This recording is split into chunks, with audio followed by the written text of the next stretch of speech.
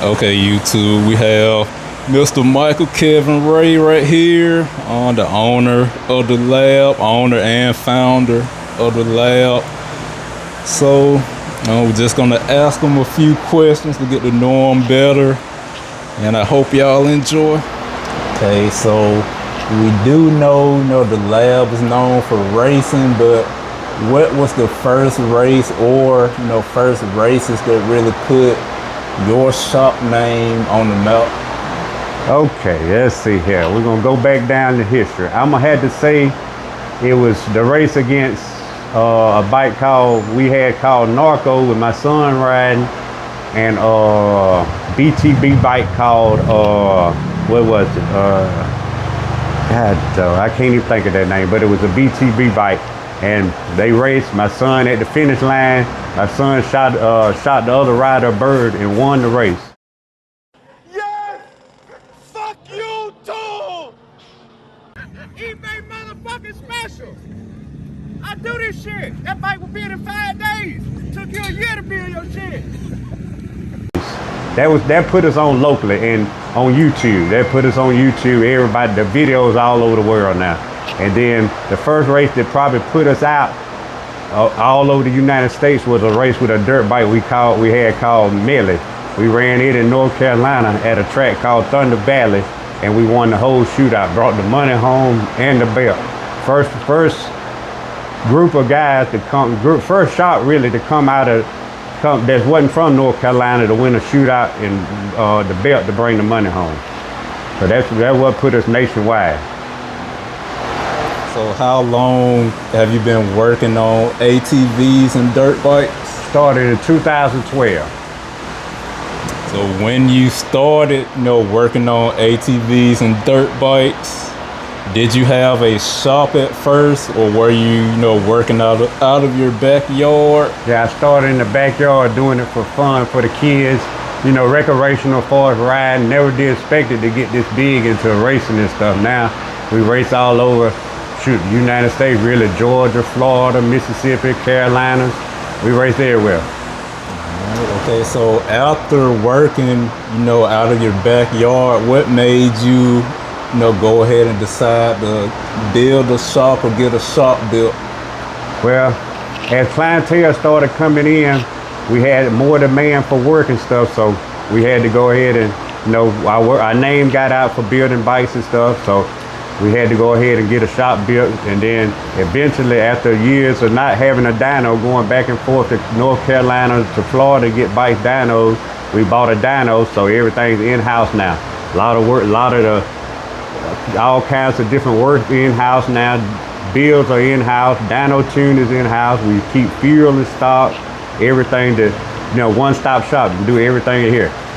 Okay, when you first started working, on ATVs and dirt bikes, what was the most difficult part about starting your own, mechanic shop?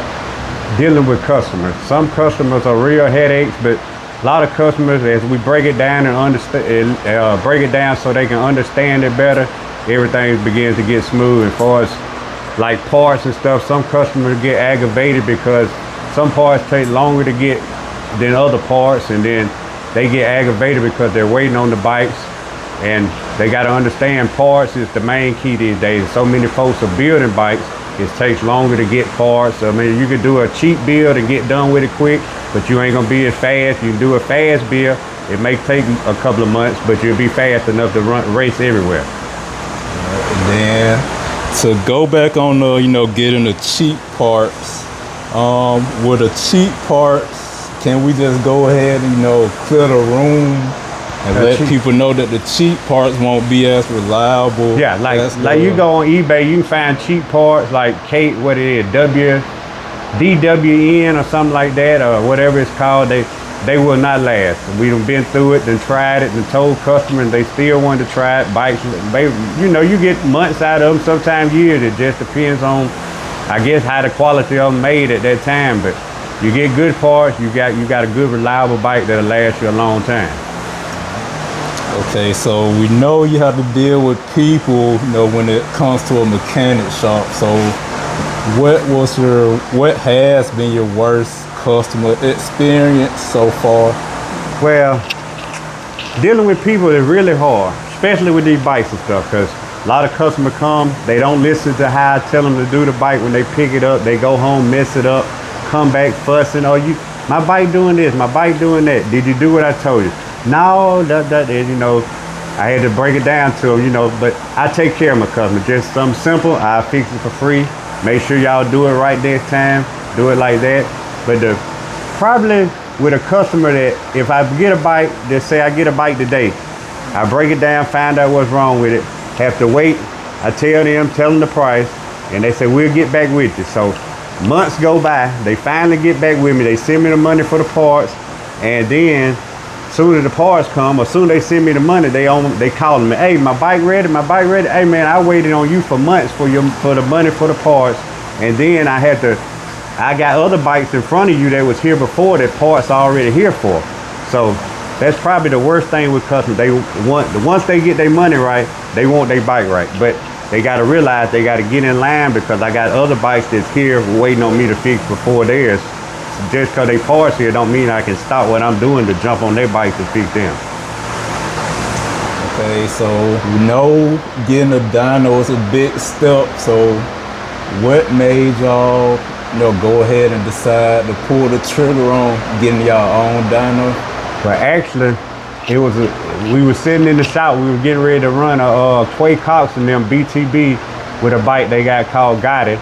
We were sitting here, they tested the bike, finna send the lock-in money. It was on a Friday. And my little partner, Jalen Hale, we were sitting in the shop. He said, look at my phone.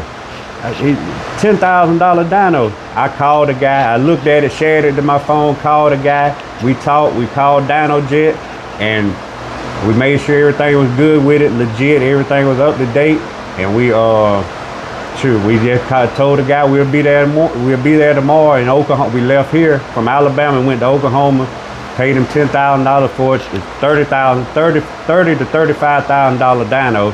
Got it for $10,000, got it set up and running. And we just couldn't refuse the deal. It was too good of a deal. That way we ain't gotta worry about going nowhere else. We can make changes on bikes, see if it make more power, less power. A dyno is the thing to have. So what tips would you give a potential buyer of a dyno, what to look for when they're trying to purchase a dyno? Well, you got to make sure when you find a dyno, just say you find one on Marketplace or find someone with sale, you got to get on the phone with DynoJet, because everything's updated now to like WinPeg 8. The WinPeg 8 software is like $6,000 to $7,000. So if you buy a dyno, just like we bought this one for 10, but it was updated. You buy one that's for $10,000 or $20,000 that ain't updated, you're gonna have to put another $5,000 to $6,000 to $7,000 in it to be able to run. So make sure when you go to buy one, make sure it's updated to WinPeg 8, and make sure everything works on it, and make sure someone's there when you go to buy it to demo it and make sure everything works right. Now, unfortunately, when we bought this one, wasn't nobody there, so we had to take a gamble for real, but we had already talked to DynoJet and they said everything was good for it. We just had to make sure everything worked on it when we got it home. Luckily it did, so we've been up and running ever since. Okay, so once you just say once a person purchases the dyno, gets the dyno to their shop, what kind of electrical work needs to be done to the shop to make sure that you're able to power the dyno? Well, let me tell y'all like this. Electrician is a hard person to deal with. I called about 3 or 4 different electricians. They telling me, well, we can come out and look at it. We can do this, we can do that, but it'll probably be next week. Me being ready to go, I had to call my partner, Coon, which sat here. Well, he explained to me over the phone how to get 220 to my dyno. So I ran it out of my electrical box on my pole, 220 to my dyno, hooked it up, had a few bugs to work out, but we got it worked out. I mean, they're very heavy too. This dyno probably weighs 3,500 pounds. So when we went and got it, we took a car trailer in my Yukon and it was a load coming back. And then we got it back here, we had to use a excavator with a crane with a bucket on it to pick it up and get it up on the slab. So make sure if you find one, make sure you take something that can pull heavy weight and make sure you know how to wire up 220 when you get home, and that's about it. But make sure everything works on it once you get it wired up. Where do you see your shop now in the next 3 years? If everything keep going the way it's going, racing keep picking up, you know, racing will die down and pick back up, but everything's going pretty good in racing now. Racing here, racing in Carolina, Georgia, racing starting to pick back up. If everything continues to go as it's going now, I see it's a good future for the lab racing. Everything should come in. We building bikes, reliable bikes. Ain't had, you know, little problems here and there, but we always take care of the customers. So I see it going real good in the next 3 years. And they don't just build race bikes. You can get a trail bike, build any kind of bike. Any kind of bike. We'll build your back stock. We build race bikes, pleasure bikes. You can get on it, ride it around, enjoy it, stop, ride the highway, wheel it. It don't matter. We'll build a bike completely back stock. If you mess up your stock bike, you want it back stock, we'll build it back stock. We'll put you a little piston in there, give you a little bit more power. You know, whatever you want, we're gonna meet your needs. Okay, so if anybody wants to get work done, what's the best way to get in contact with you? You can Facebook, Michael Kelvin Ray. Phone number 334-235-4052. If that don't work, you can hit my son up on Facebook. It's Man ATV Rider Jr. and get in touch with us just like that. Or you can ask anybody. They know how to get in touch with us if you can't get in touch with us. The lab racing, if you need anything done, don't hesitate to get it at us. We do mostly a lot of in-house work. If we can't do it, we got people that can do it for us. As far as dirt bikes, we do suspension work. We do little wheels for the fronts, 18s, 17s, 16s. Lower them, slam them, whatever you want to do to them. Raptors, we do full rebuilds, do suspension work on them, lower them, struts, slam them, whatever we want to do. Almost any kind of bike we can do something to it to make it more fun and make it fast. All right, as you see, we got a dirt bike already on here, but I'm gonna go through the steps of loading it up. We put it on the ramp. Come on with me, just show you what we do. We pull it in right here, put the dirt bike tie. If it's a dirt bike, we put it in here, pull it around, strap it. We got this thing right here. It moves the back tire so it's centered on the back like that. It moves them back and forth and come around. We take a cable, take this cable, run through the axle so it puts pressure on the roller so the bike doesn't slip or grip. That way we get true horsepower out of it. Then as this one is a 24, I used two laptops, one to do the tuning with, and then this one, look at it come on. Come on, man. This one we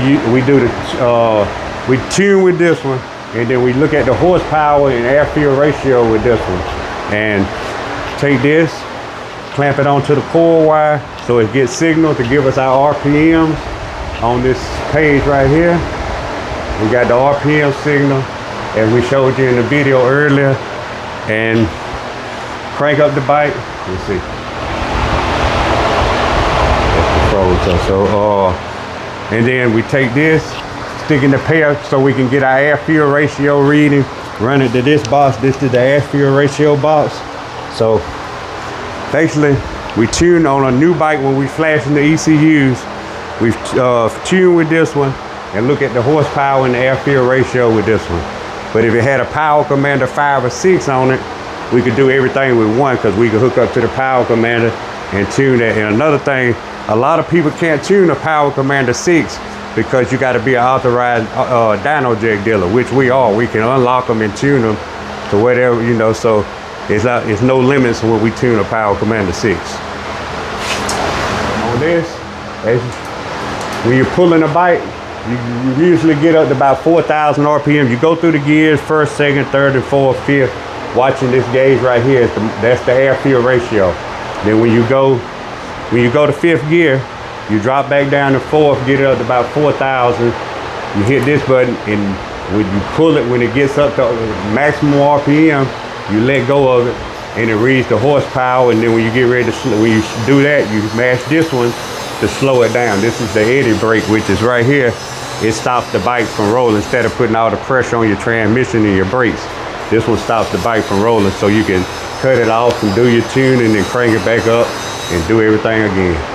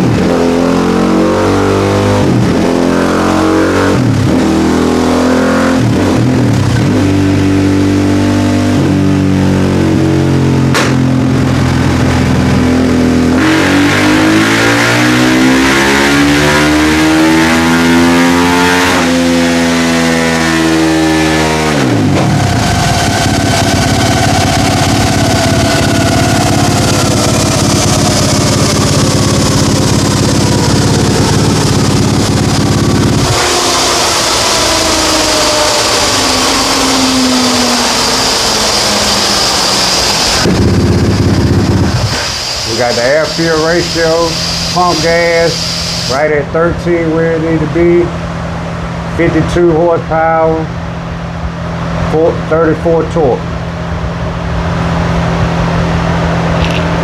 So it was perfect across the board. Everything's perfect across the board on this one.